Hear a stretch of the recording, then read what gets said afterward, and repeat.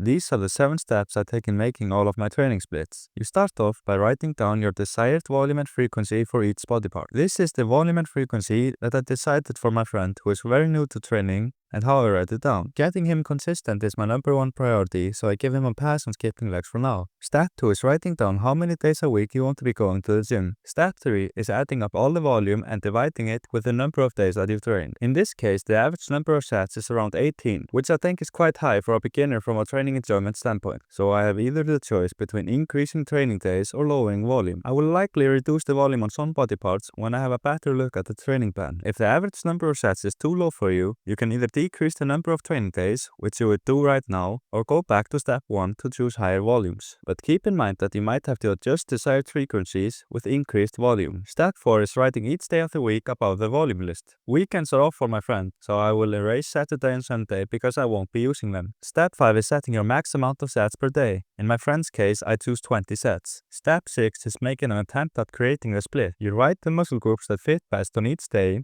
with the number of sets next to them. Begin with the hardest muscle groups to fit, which are often the muscle groups that are either high in volume, high in fatigue, or high in frequency, saving the muscle groups that are easier to fit, which are often low volume, low fatigue body parts. If you can't make a plan work with the variables set before, it's okay to tweak them slightly. Just don't make unreasonable changes, like upping your max amount of sets per day by 10 sets, just because your push-pull legs inspired split isn't fitting right. In my case, the hardest muscle group to fit is the shoulders. This is my only option to fit them doing 3 times a week frequency, without training them 2 days in a row. I will also erase shoulders from the list below. Depending on when you watch this video, ChatGPT could probably do this step for you. If you just paste everything you've written and tell it to arrange the body parts in an X amount of day training plan. You can go try that now, and it will at least give you a good starting point to go from. If you're satisfied with the AI plan ChatGPT gave you, just skip to step 7. My friend is training solo, so I will have him train in supersets. Therefore, I want chest and back to be trained on the same day. They're the highest fatiguing body parts in the plan, and a 12-set package if you train them 2 times a week. That's why it may be hard to fit them in the future, which is why I wrote them next. Here, I just noticed that I made my first mistake.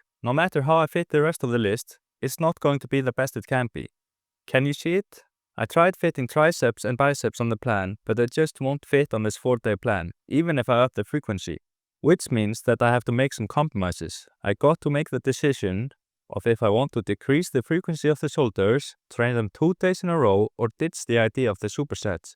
I decided to train the shoulders 2 days in a row, because I want him to do OHB, and I believe it's okay to train the day before you do your lateral raises. OHB has improved shoulder health in many natural lifters, which is why I think it's valuable. When I'm at this stage where I don't have much left and the days are kinda full, I like to write the amount of sets below each day. Arm and shoulder days generally cause less fatigue per set than chest and back days, because the exercises used for arms and shoulders are typically less demanding, so being closer to the max sets makes sense on those days, while staying further away from that number on something like a leg day. The training split is now finished, and the only thing left is choosing the exercises and trying it out. You making the perfect split first try is unlikely, because you don't have experience on how much the exercises on Monday, for example, affect the exercises on Tuesday. That's where the 7th step comes in, which is A and B testing. That's where you try your plan and either scrap the whole thing if you were way off on everything, or make small adjustments. Over time, you will become a master at making training splits that fit your own needs and stop relying on basic generic templates like push-pull legs or upper-lower.